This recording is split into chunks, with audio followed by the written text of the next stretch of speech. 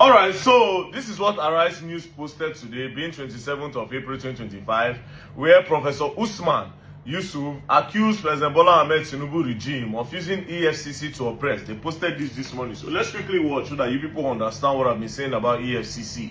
The 29th of January this year, at about 6:30 p.m., my wife came up to my room and said there are some gentlemen that knocked and just walked into the room, dark-suited, walked into the door.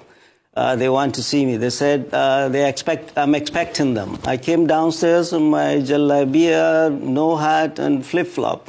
And they said they are from the EFCC. They've come to take me to the EFCC. I said, guys, you haven't even introduced yourselves. So they just brought out their badge and said, oh, they're EFCC. Show me arrest warrant. Oh, we don't need that, sir. Okay?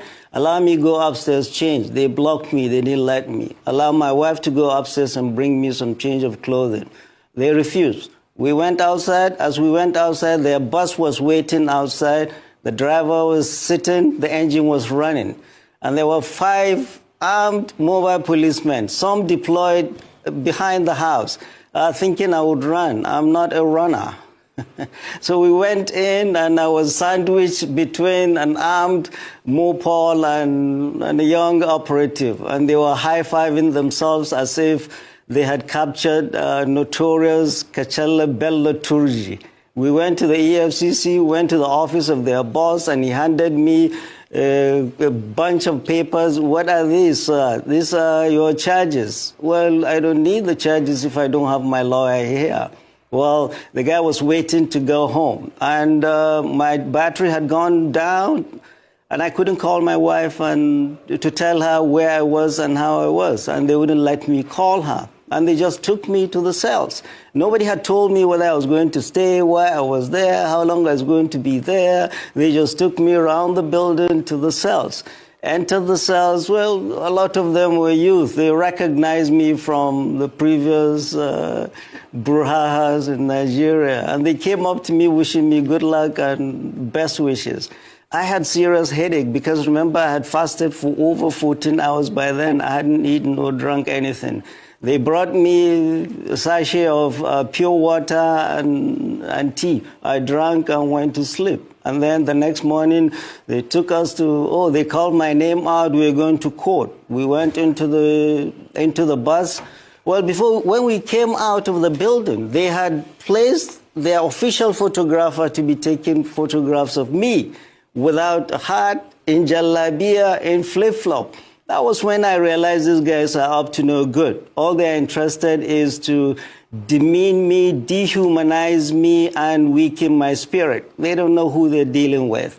We went into the bus, and I was jokingly telling them, guys, haven't you forgotten the chains and the manacles? They busted out laughing and said, oh, our guy, it hasn't reached to that. We went to court. They were not ready. We had to come back to the EFCC again, and they upgraded me from 4 of us in a room to I alone in a cell. I was there in the EFCC for 6 days.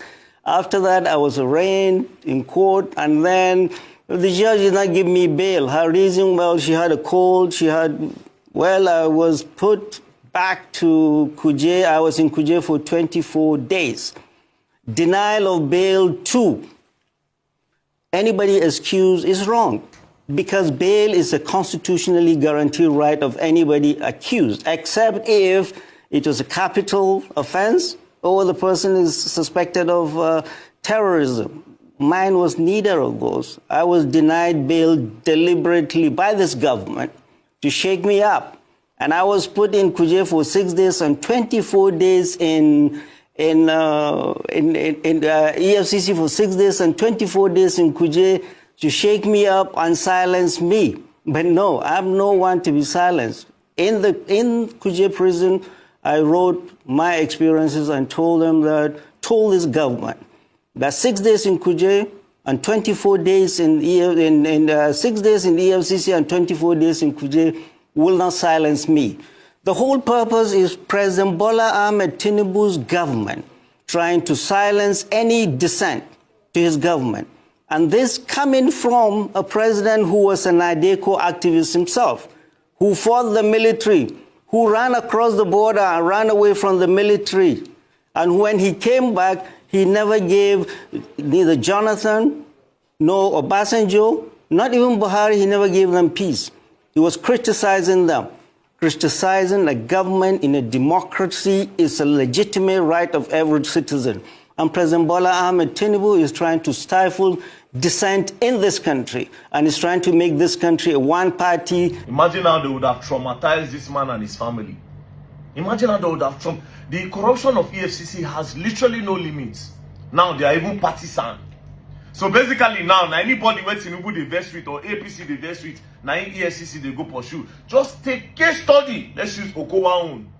Few days ago, you came to publish a news that Okowa, that Okowa stole 1.something trillion naira. 1.something trillion naira. That is 999 billion, 1 billion, then another 300 billion naira. That Okowa carried it. All of a sudden, Okowa just say don't join APC now. Let's bet it. That case will go down. So EFCC are now partisan. Corruption at the fullest. This same EFCC in this country, they know the whole politician. You see Yaya Bello, they don't hold politicians. They don't hold politicians. Now these small boys that they use, they take show everybody say that they work. They'll just go one place, carry students. The other day, the EFCC arrested 105 people. EFCC carried 35 boys. EFCC, all these people that you are arresting, they never do half of what politicians do. But yes, when they use them, they feel blank like so now they work. Meanwhile, you people are the most corrupt agency in the country. As it seems like this, I gather all my evidence. I gather all of them. They never protest against EFCC before. Now me, I did like this. So at the plan stage, the biggest protest against you. You people are corrupt. A lot of you are thieves.